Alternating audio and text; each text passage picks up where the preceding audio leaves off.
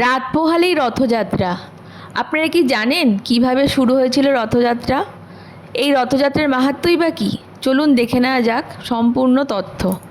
প্রতি বছর আষাঢ় মাসের শুক্লপক্ষের দ্বিতীয়া থেকে জগন্নাথ রথযাত্রা শুরু হয় এবং তা দশমী তিথিতে শেষ হয়। ভগবান জগন্নাথ ভগবান কৃষ্ণের অবতার হিসেবে বিবেচিত হন। তার বড় ভাই বলরাম এবং তার বোন হলেন সুভদ্রা, যাদেরকে প্রতি বছর উড়িষ্যার পুরী শহরে রথযাত্রার জন্য বের করা হয় এবং এই উৎসবটি রথযাত্রা নামে পরিচিত। ধর্মীয় বিশ্বাস অনুসারে একবার বোন সুভদ্রা তার ভাই কৃষ্ণ এবং বলরামের কাছে আবদার করেছিলেন যে তিনি পুরো শহরটি ঘুরে দেখতে চান। তারপরই উভয় ভাই তাদের বোন সুভদ্রার জন্য একটি বিশাল রথ প্রস্তুত করেছিলেন এবং তাতে চড়েই তারা তিনজন নগর ভ্রমণে বেরিয়েছিলেন। পথে তারা তিনজনই গুন্ডিচায় তাদের মাসির বাড়িতে গিয়েছিলেন এবং সেখানে তারা 7 দিন অবস্থান করেছিলেন। এরপর শহর ভ্রমণ শেষ হলে তারা আবার পুরীতে ফিরে আসেন। তারপর থেকেই প্রতি বছর 3 ভাই বোন তাদের রথে চেপে শহরে ভ্রমণ করেন এবং তাদের মাসির বাড়ি গুন্ডিচা মন্দিরে যান। এর মধ্যে বলরামের রথ সামনে, বোন সুভদ্রার রথ মাঝখানে এবং জগন্নাথের রথ সবার পেছনে থাকে। ভগবান জগন্নাথ এবং তার ভাই বোনদের রথগুলি নিমের পরিপক্ক এবং পাকা কাঠ দিয়ে তৈরি করা হয়। রথ তৈরিতে কাঠ ছাড়া অন্য কোনো উপকরণ ব্যবহার করা হয় না। ভগবান জগন্নাথের রথের মোট 16টি চাকা রয়েছে এবং অন্য দুটি রথের চেয়ে এটি সবথেকে বড়। বলরামের রথকে বলা হয় তালধ্বজ, যার রং লাল এবং সবুজ। দেবী সুভদ্রার রথকে দর্পদলান বা পদ্মরথ বলা হয়, যা কালো বা নীল রঙের হয়। যেখানে জগন্নাথ দেবের রথকে বলা হয় নন্দীঘোষ বা গরুধ্বজ, যা লাল ও হলুদ রঙের হয়। জগন্নাথ দেবের রথ নন্দীঘোষ 45.6 ফুট উঁচু।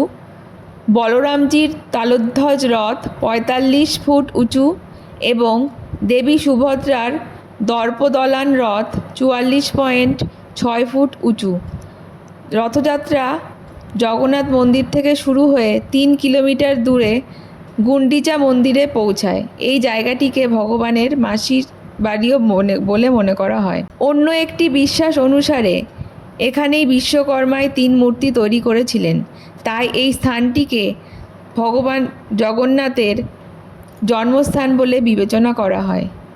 এখানে 3 দেবতায় 7 দিন বিশ্রাম নেন।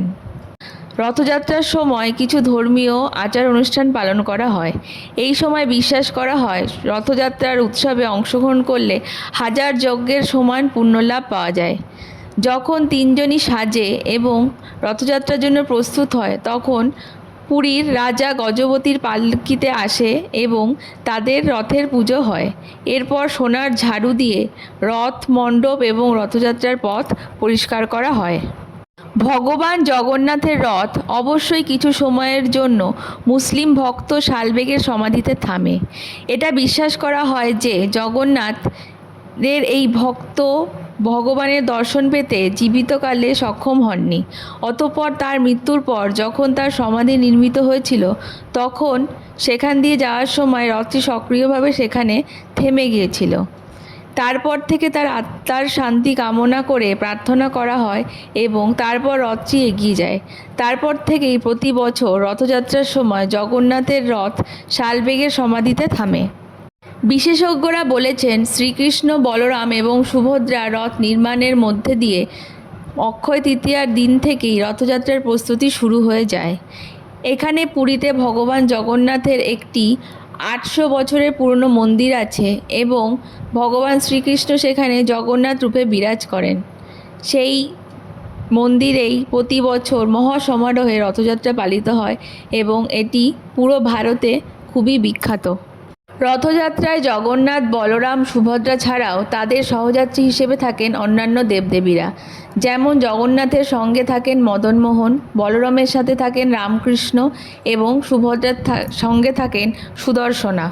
জগন্নাথ দেবের রথের রশির নাম শঙ্খচূড় এবং বলরাম বা বলভদ্রের রথের রশির নাম বাসুকী নাগ।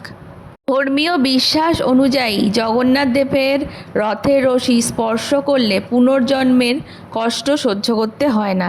এই জন্য প্রচুর ভক্ত সমাগম এই সময় পুরীতে উপচে পড়ে। আপনাদের সমস্ত তথ্য জেনে কীরকম লাগলো তা অবশ্যই কমেন্ট করে জানাবেন। আমাদের চ্যানেলটিকে অবশ্যই সাবস্ক্রাইব করবেন। ধন্যবাদ।